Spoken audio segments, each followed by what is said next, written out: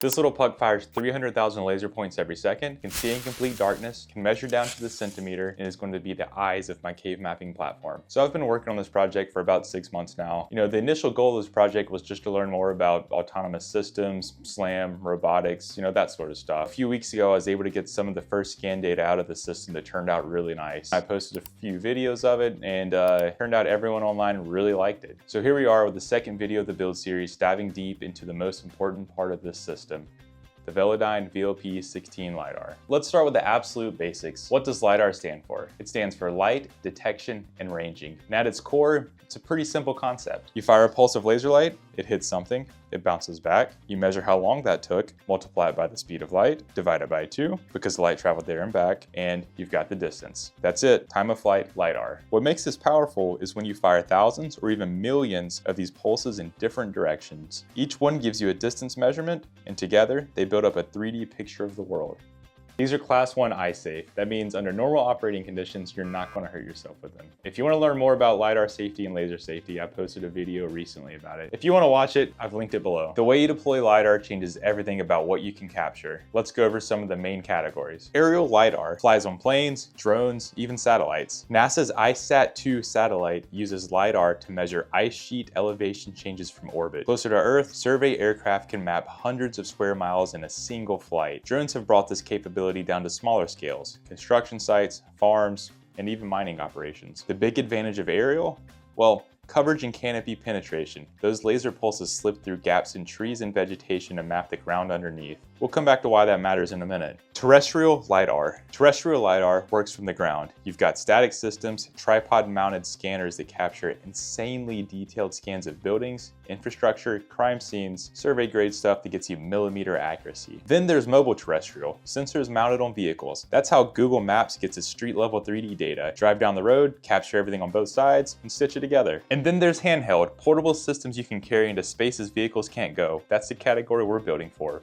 At least for now, until we put it on a drone. I'll mention one more, bathymetric LiDAR. This uses green wavelength lasers that penetrate water. Useful for mapping riverbeds, coastal areas, shallow ocean floors. Different tool, same fundamental principle. So what do people actually do with all this 3D data? Turns out, a lot. Topography and surveying. It's the classic application, creating digital elevation models, planning construction sites, modeling how water flows across a landscape for flood prediction. Anytime you want to get an idea of what the surface of the earth looks like with precision, LiDAR is probably involved. Here's one that blows my mind. When archaeologists discovered those massive Mayan cities hidden under the Guatemalan jungle a few years back, that was aerial LiDAR. Thousands of structures, roads, agricultural terraces, invisible from the ground, invisible from regular aerial photography, but the laser pulses found the ground through the canopy and revealed an entire civilization. Volume measurement.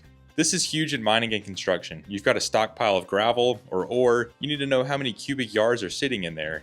Fly a drone over it, process the point cloud, calculate the volume. What used to take a survey crew days now takes hours. Same principle for tracking landfill capacity or calculating earthwork quantities on a job site. Infrastructure and documentation. When Notre Dame burned in 2019, researchers already had detailed LiDAR scans of the entire structure from a project years earlier. That data is now being used to guide the reconstruction. They know exactly what every stone and beam looked like before the fire. Same principle applies to bridges, tunnels, industrial facilities. Capture the as-built condition in 3D, and you've got a permanent digital record.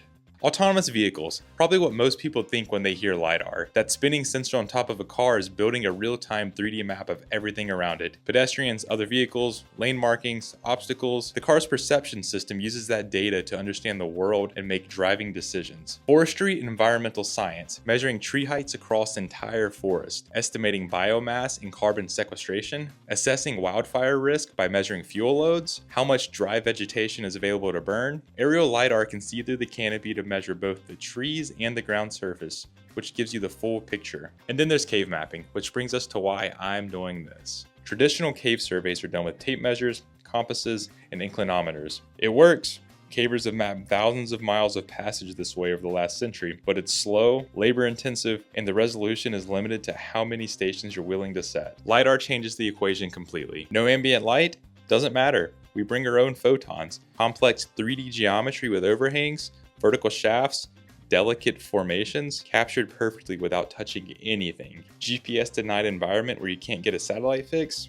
We don't need GPS when we've got SLAM algorithms building the map as we move. That's the vision for this project. Develop a system that I can carry through a cave and walk out with extremely accurate 3D models of the entire cave system that I walk through. The data can be used for scientific research, conservation, or just sharing these 3D models with anybody who might be interested in seeing what a cave looks like. But it all starts with understanding the sensor. So let's talk about the VLP-16 specifically. This is the VLP-16, known as the Puck. It's been the workhorse of the autonomous vehicle and robotics industry for years, and there's a good reason for that. The entire optical assembly spins inside the housing. You can configure the rotation rate anywhere from 5 to 20 revolutions per second. I run mine around 10 Hz, which gives a good balance between point density and update rate. At that speed, we're generating roughly 300,000 distance measurements every single second. Each point comes with more than just position. We also get intensity data, which is basically how reflective the surface was. Retro-reflective materials like road signs or safety tape light up really bright. Darker angled surfaces return weaker signals. The intensity channel can be used for distinguishing different surface types in post-processing. Now, here's the limitation we need to talk about. 30 degrees of vertical coverage sounds good in practice, but what does that actually mean? Everything more than 15 degrees above the sensor, blind spot. Everything more than 15 degrees below, blind spot. If you're standing in a cave passage with a sensor at chest height, you're not seeing the ceiling if it's directly overhead, and you're not seeing the floor at your feet. For automotive applications, this is perfectly fine. You care about what's in front of you on the road, not what's above the car or under the car. But for volumetric mapping of 3D environments, it's a real constraint. This is actually the entire reason I'm building this rotating platform. There are tons of LiDAR sensors on the market, so why did I choose the VLP-16? First, availability and cost. VLP-16 has been in production since 2014. The autonomous vehicle industry went through thousands of these sensors during development and testing. Now, a lot of these companies have moved on to newer sensors, upgraded their fleets, or in some cases, shut down entirely. That means used VLP-16s show up on the secondary market all of the time. I paid $321 for mine. The second reason I chose the VLP-16 is the ecosystem and support. The VLP-16 has mature, battle-tested ROS and ROS2 drivers. The Velodyne driver package has been around for years. When you're trying to debug your SLAM algorithms and your map is drifting or your loop closures are failing, the last thing you want to do is also be questioning whether your sensor's driver is giving you good data. There's also just a ton of community knowledge out there. Whatever problem you hit, someone has probably had that problem in the past and already written about it.